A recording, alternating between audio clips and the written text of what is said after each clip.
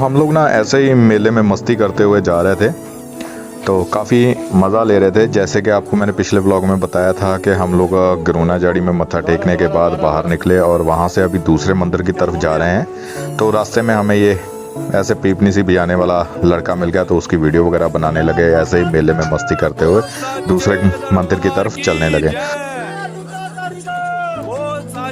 दरबार की जय, दरबार की जय। तो ये देखिए, अभी हम लोग मंदिर के आसपास पहुंच चुके हैं। तो यहाँ से ना प्रॉब्लम आ गई थी, मुझे डबिंग इसलिए करनी पड़ रही है क्योंकि मेरा जो माइक था ना उस समय में वर्क करना बंद कर गया था और मुझे उस समय में मालूम नहीं पड़ा कि मेरा माइक काम नहीं कर रहा है।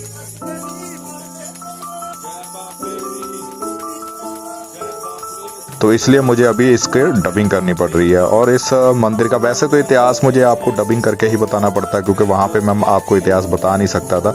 तो इसलिए मुझे डबिंग तो करनी ही थी, तो इसलिए मैंने अभी डबिंग करनी शुरू कर दी।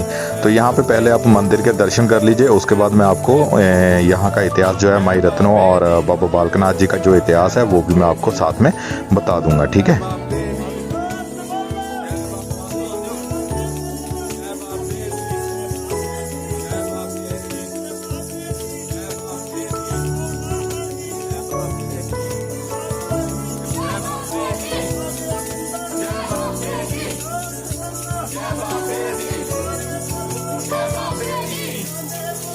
तो यहाँ पे ना हम लोग थोड़ी देर मंदिर के पास में बैठ गए, तो क्योंकि सभी बोल रहे थे कि फ़ोटो वगैरह खींचनी है और रील वगैरह बनानी है, तो सब लोग मिलके ना रील वगैरह बनाने लग पड़े, फ़ोटो वगैरह खींचने लग पड़े। तो मैं भी उनके साथ थोड़ी देर बैठ गया, वहाँ पे वीडियो वगैरह देखने लगा, वहाँ पे जगह की थोड़ी बहुत वीडियो बनाने लगा।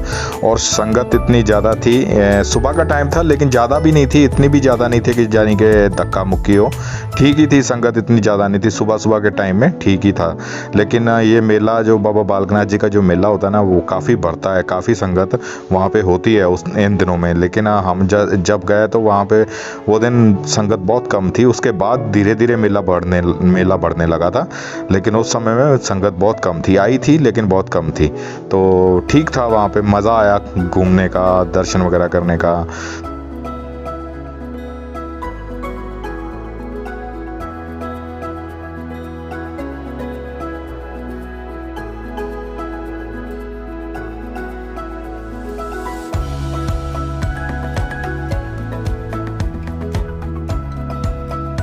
तो अभी मैं आपको स्टोरी बताने जा रहा हूँ माता रत्नों की और बाबा बालकनाथ की। ये मंदिर की स्टोरी क्या है। तो यहाँ पे ना बाबा बालकनाथ जी जो थे वो माई रत्नों के घर पे ना गवाले का काम करते थे, उनकी गैया चराने का काम करते थे।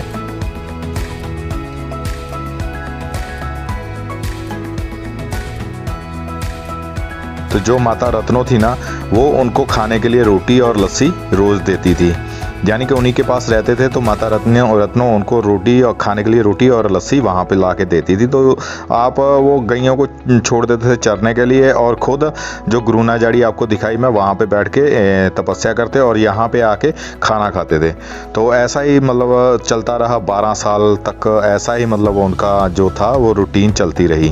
तो 12 साल तक वो चलाते रहे। लेकिन जब उनको 12 साल के बाद जो वहाँ से जाना था तो उन्होंने एक लीला रची कि वहाँ के जो किसान थे उनकी सारी की सारी फसलें जो थी ऐसा दिखाया कि जैसे कि गैयों ने उनकी सारी फसलें चर ली हैं, खा ली हैं और नुकसान हो गया बहुत ज़्यादा वहाँ के लोगों का, किसानों का। तो वो किसान वहाँ पे माता रत्नों के पास आए और उनको बताया कि तुम्हारा जो ग्वाला है वो अच्छी तरह काम नहीं कर रहा है और उनके कारण जो उनकी गैयाँ हैं, माता रत्नों की गैयाँ हैं, उन्होंने उनका बहुत नुकसान कर दिया है, खेतों की सारी जो फसल है वो खा गई हैं। तो ये सुनने के बाद माता रत्नों को बहुत गुस्सा आया और वहाँ पे गुस्से में, जैसे कि इंसान गुस्से में कुछ भी बोल देता है, ऐसे ही माता रत्नों ने अपने बाबा बालकनाथ जी को बहुत कुछ सुना दिया कि मैंने तुझे खाने को दिया, मैंने तुझे रोटियां दी, लस्सी दी और तू काम अपना अच्छा नहीं करता, ऐसा करके कुछ बोल दिया। तो उसके बाद बाबा बालकनाथ जी ने ना वहाँ पे पेड़ के अंदर से सारी की सारी रोटियां 12 साल तक की जो जितनी भी रोटियां थी वो सारी की सारी माता रत्नों के सामने रख दी और एक जगह पे चिमटा जो उनके हाथ में होता था, जैसे साधु थे तो पहले के समय में आपको मालूम होगा साधुओं के हाथ में एक चिमटा और एक कमंडल होता था, तो उन्होंने वो जो चिमटा उनके हाथ में था वो चिमटा धरती में मारा और वहाँ से लस्सी निकाल दी।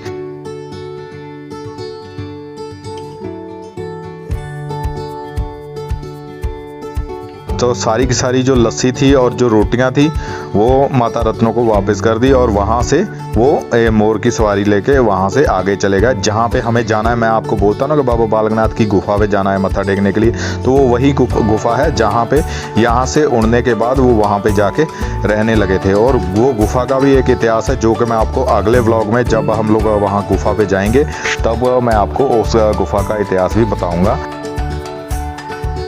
तो माता रत्नों और बाबा बालकनाथ जी का जो इतिहास था यहाँ तक की था, यानी कि उन्होंने यहाँ पे लस्सी निकाली थी। तो ये मंदिर में हम लोग दर्शन कर रहे थे, तो यहीं पे वो लस्सी वाला स्थान भी है जो मैं आपको बताऊंगा, आगे चल के दिखाऊंगा भी। और जहाँ पे उन्होंने लस्सी निकाली थी वो अभी भी स्थान है, लेकिन रोटी वाला पेड़ अभी मुझे दिखा नहीं। लेकिन यहाँ पे कुछ झांकियाँ इन्होंने बनाई हुई थी, जैसे कि कुछ आर्ट करके ना वहाँ पे बनाया हुआ था माता रत्नों और ये बाबा बालकनाथ जी का कुछ ऐसा बनाया हुआ था। तो मैंने ये भी कवर कर लिया आप लोगों के लिए, तो ये देख लीजिए आप।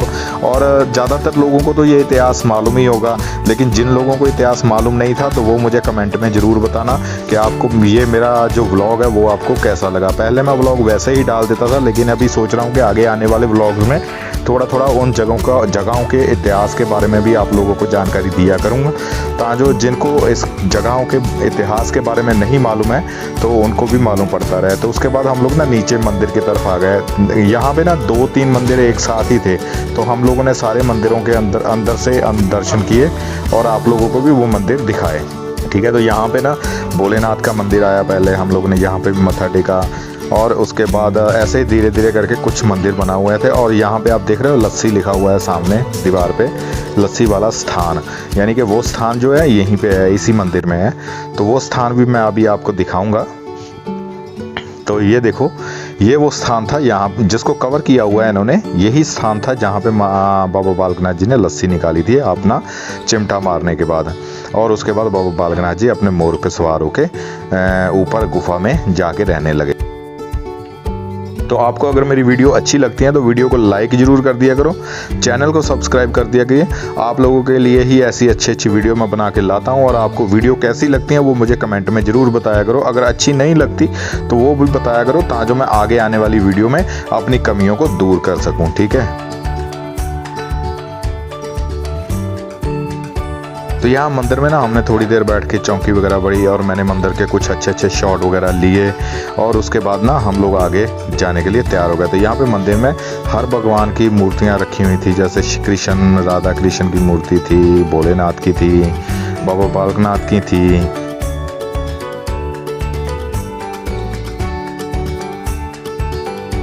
तो मंदिर के कुछ शॉट वगैरह लिए।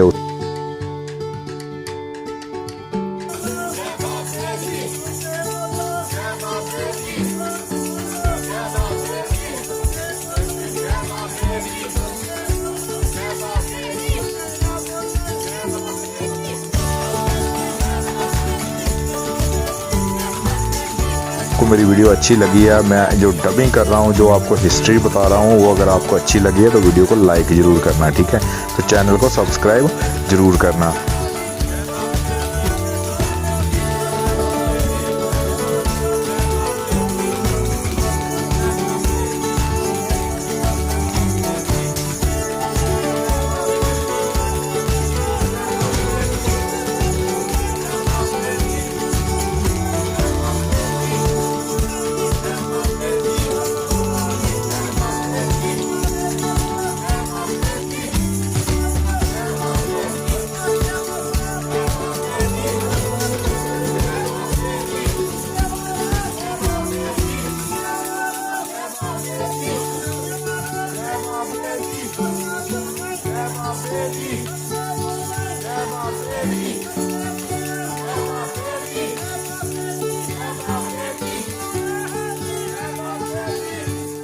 अगर मेरे किसी जानकारी में कुछ गलती है तो वो मुझे कमेंट में सही कर देना। मैं इसकी पुष्टि नहीं करता हूँ, लेकिन मैंने जो इंटरनेट से देखा वही आपको बताया। तो चलिए मिलते हैं नेक्स्ट व्लॉग में, तब तक के लिए गुड बाय दोस्तों।